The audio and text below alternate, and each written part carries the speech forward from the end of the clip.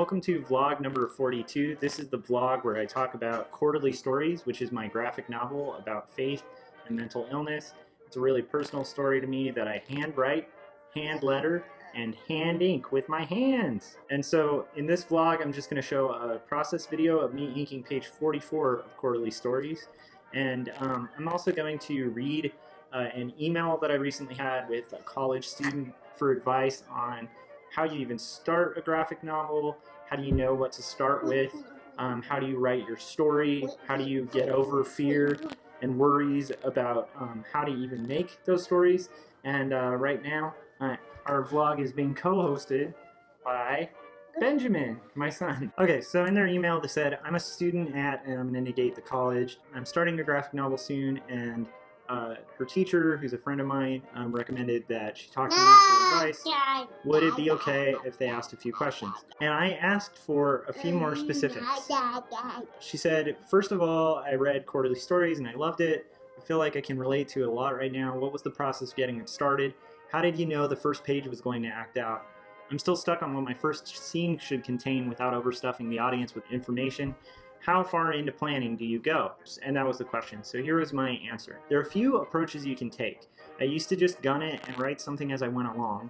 That didn't really work out well for me. What I do now is write the story, then have trusted friends and editors look through it and give feedback and suggestions. Then I edit it a few more times till the story is good to go.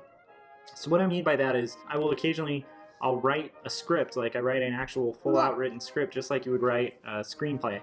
And so I'll basically edit it and get feedback from friends. My sister used to be an entertainment writer for the newspaper, and so she has really strong editorial skills. And then my other sister was an English teacher for a really long period of time, as was my mother. So generally I'll have them look at the structure of my writing, make sure there's not like severe spelling errors or anything like that. So I'll make sure there are no severe spelling errors or any problems with my story and any plot holes that I need to fill.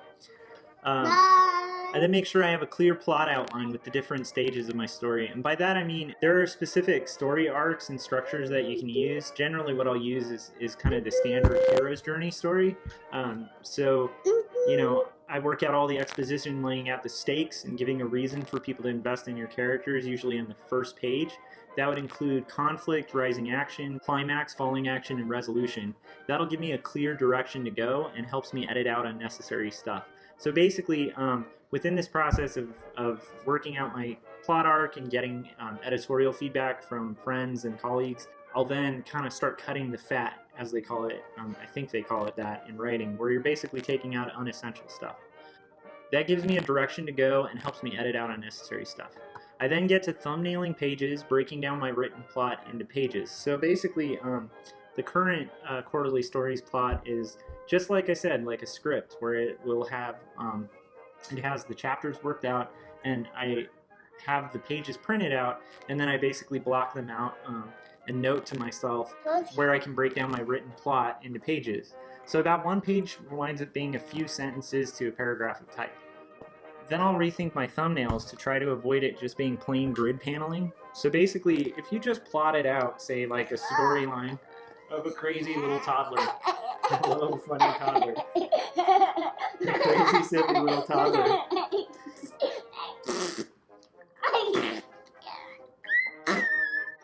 So if you just broke down a story to be just, you know, like if I took a sentence and it was like he walked into the room, and I broke that into a comic panel, most likely it's going to be like a typical gridded panel that's just in boxes. What I mean by that is sometimes plain grid paneling, and by plain grid paneling I mean like, you know, like the Steve Ditko panel from Spider-Man, where it's just, you know, like 3x3 panels.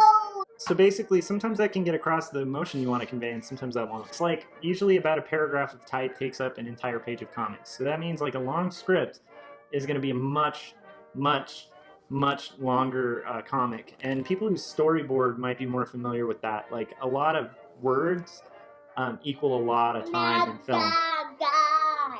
You generally want to start with the setting, introduce characters, and giving a reason we should invest our time with those characters. And by that I mean, like, you just want to remember that you're writing a story for an audience. You want to make sure, especially with autobiographical stuff, that it's content that would be interesting to other people than yourself. Like, to you it might be really fascinating what happened to you yesterday, but you got to remember you're telling a story for people to be for other people to be interested as well. So you want to make sure that you're not including silly details that don't have any interest for other people when it comes to reading or approaching it. You can start small, like Benji, or with a punch. And by that I mean, like, you can start off really quiet with your story, or you can try to start your story off with a real punch, like with a real epic action sequence. For me, I tend to like to start laying out the stakes, and for those of you who've read quarterly stories, you know that it starts with a pretty hefty punch. It just gets right into heavy topics. I figure it's just better to start off with a punch and a hook and get people invested instantaneously in your story. So that's what I did with the first page of Quarterly Stories. I hope that kind of helps. The important part is knowing not to be too precious with your first comics, because you inevitably will get better as you go. And that's entirely true. When I first tried to do comics, I had this fear of them not being perfect enough, you know? And I think that was kind of like before even having kids. I used to have this nervous fear about, how will I take care of my kid? You know, how could I possibly have a kid and be a good parent to them? What you end up realizing as a parent is you're kind of figuring things out as you go, and so you actually inevitably want to take care of whoever you're working with. So the point is, don't be precious with your first comics, because you're inevitably going to get better as you go. Because your first comics usually are not going to live up to your ideal, and comics are such a complicated thing to figure out so quickly that basically it takes a while to get used to comics. It takes a long time to kind of learn how to do comics. And much like parenting, you got your kid and you figure out how to do it as you go, and you've got a support system around you. And the nice thing is, the comics community is a really tight-knit, silly community, and so they themselves will help you out as well. Always reach out and ask questions. Most cartoonists are really happy to answer them. So really, basically, you want to approach your comic like a story, and the artwork can either advance or draw back the impact of that story. The highlight of a story to me is always the story. The highlight of a film is always the story. I'm sure you guys have all seen a really well-cast movie with the best actors and the highest budget, but it has a terribly written story with a lot of plot holes, and usually it bombs. It doesn't tend to do well. And why that happens is because story is king. I mean, you can have the biggest budget in the universe, and yet your story really matters. So I'd rather see a badly filmed movie with a really great story, or a badly acted movie with a really great story, than a really bad story with $1 million behind. And I approach my comics the same way. Like, I want my story to be solid over anything. Concept is king. Hope that helps. Thanks for reading my comic. And I was telling her that would definitely relate to you guys as well. I really appreciate those of you who are going through these videos and checking out the comic that, you know, you can watch me drawing in fast motion down here. Comics are a really tedious process, but I warn you, they're kind of addictive once you start, and there's not a lot of money waiting at the finish line. And I thought that was important to let a student know, that the comics industry isn't booming with money. Unless you're working in the superhero area of the industry or on properties that already have a following, the likelihood of making a huge percentage of money from comics alone is pretty slim. But they're really addictive because they're challenging, because they're interesting, because the graphic design challenges involved in creating these things is so immense that a lot of people like myself will dedicate their lifetime to this medium, to making art in this medium. So after sending this email, I thought this would be just a really good thing to mention on my vlog.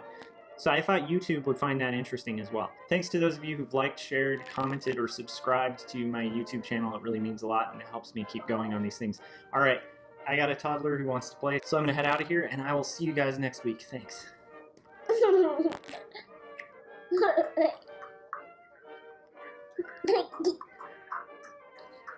Okay, so we're almost there.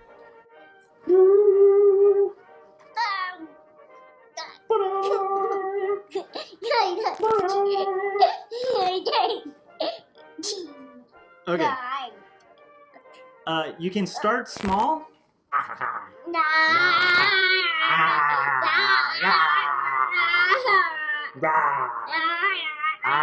five. High five again. You gonna say hi to the people? Hi. Hi, people. Hi, people. Yeah.